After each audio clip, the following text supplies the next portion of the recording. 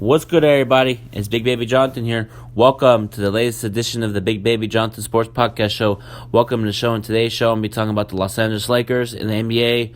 First, let's start off by talking about the Los Angeles Lakers. What do I think about the Lakers offseason so far? I think it's an A+. But for me, if you want to win the offseason, you have to win the NBA championship.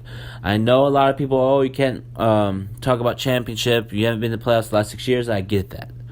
But we have a team now. We got Anthony Davis, LeBron James, Kyle Kuzma, Rajon Rondo, Quinn Cook, KCP, JaVale McGee, DeMarcus Cousins. We got a group of guys that compete at the highest level. And everybody that I just mentioned has a championship experience. JaVale McGee is a champion. You know what I mean? So, everybody I just mentioned is championship pedigree. They've been through those moments in the playoffs, so they know how to handle each other in situations. But here's the thing I'm interested in seeing, and I want to see if they're going to do that. Maybe go really tall. Maybe start JaVale McGee, Anthony Davis, and LeBron. Like Anthony Davis at power forward, center JaVale McGee, and then LeBron at small forward. That would be a very good front line, man. Them three play defense, defective passing lanes, a lot of energy. But I heard that LeBron might play point this year. And I get that. It makes sense. Because if you could put LeBron at point, well, he's already a point guard. He brought up the ball last year. So what I'm saying is I feel like LeBron James is going to play a lot of point forward this year, man. He's a very talented player. He's gonna average a lot of assists this year, man, because everybody's gonna be trying to double team LeBron, and everybody's talking about, the Lakers don't have a team. We got Anthony Davis. Anthony Davis is arguably the best power forward in the game. I don't care what anybody says. Anthony Davis is the best power forward in the game. He's not a center. He's a power forward, but Frank Vogel might play him in center sometimes. But why would you play him at center? You have JaVale McGee and Cousins, so it makes sense to play him at power forward. But Anthony Davis is the best power forward in the game. He can pick and roll defense is solid, post up, fade away, pick and pop. You can shoot the three. He's dominant, man. And I feel like for us as a team, we need to embrace this LeBron and Anthony Davis era, man. Because here's the thing: the Lakers' history shows that we win with great duos and great role players. Look at the 2001, 2002, 2000s. They had Shaq, Kobe, Robert Horry, Derek Fisher, Ron Harper, and Rick Fox, and Byron Shaw. They had guys that if Shaq got double teamed, kick it out. Big Shot Rob, boom, kick it out to D Fish, boom, kick it out to Ron Harper in the corner, boom. What I'm saying is, we never won with a big three or a super team. We always would win with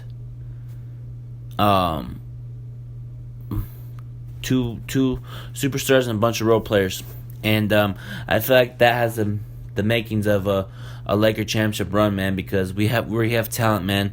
Danny Green's very, very, very good on the defensive end. He's a good 3-and-D player, deflecting passing lane, could just run to his spot, hit it for three. And I feel like he's going to be the X factor for us in crucial situations, because there's going to be a time where they double team LeBron James, and then you have to kick it out to the corner. But it's crazy how everybody's saying we don't have a good team. They say the Clippers have a good team. They just got Kawhi Leonard and Paul George. I get that. I know you guys got Lou Williams, Montrezl Harrell, Zubac, and that one shooter, number 20 jersey. I don't know his name. Y'all praising the Clippers. Here's the thing: you can't say, they're gonna win the championship. They have to put the work in. Same with the Lakers, man. I know I said we're gonna win the NBA championship this year, but we gotta put in the work. We can't just say it, because if we say, let's say, Lakers are gonna win the championship, and then they don't do it, it's gonna look kind of weird. But at the end of the day, I feel like the Lakers and Clippers are gonna meet in the West Conference Finals, and the Lakers are gonna win in 7, or actually 6, because Anthony Davis. Who's gonna guard Anthony Davis on the Clippers? Montrezl Harrell's solid, but Montrezl Harrell to me is like a Kenneth Faried type player that could just get rebounds, block shots, hit perimeter jump shots. But he's improved. I ain't gonna lie. Lou Williams is Lou. He's 6-man. So if we played the Clippers in the playoffs, we would have to just play and see who wins, man. Because I'm tired of this. According to Clipper Darrow, it's the Laker era is over. which I don't agree. It's not over. It will never be over. And I was on his podcast, actually on his radio yesterday. Appreciate it, Clipper Darryl, for letting me on. But anyway, he says that it's the Steve Ballmer era. Like, since Steve Ballmer's been here, they've been better than the Lakers. To some degree, we haven't been good the last 6 years. And here's the thing, Clipper Darryl, if you're listening. If not, oh well. You say it's the Steve Ballmer era, but if you want to be part of history and be part of greatness, you have to produce championships. You can't say you were better than the Lakers and then don't win shit. In the city of Los Angeles, you have to produce championships. You have to. The Angels I believe have a World Series. I believe the Dodgers have a World Series. The LA Rams have a Super Bowl. Lakers have a championship, obviously. They have a history of 16. USC Trojans have a national championship. USC baseball, what I'm saying is the city of Los Angeles is all about championship. They don't care about, to me, moral seasons. Oh my God, 55 wins, make the playoffs, improve every year. You have to win championships. Because if you don't win championships, then it doesn't count. So what I'm saying is, you have to produce championships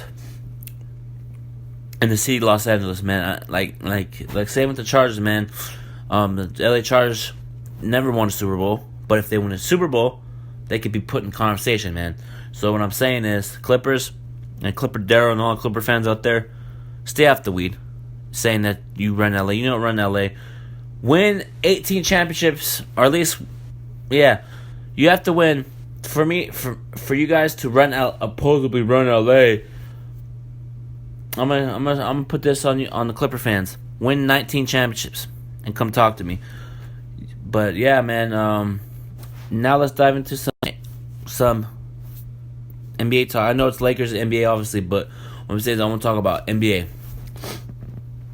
I'm gonna give you my thoughts about the Houston Rockets and what I think they're gonna do this season. I feel like the Houston Rockets are gonna improve and be more of a threat in the West Conference. Oh my God, they had James Harden, ball hog.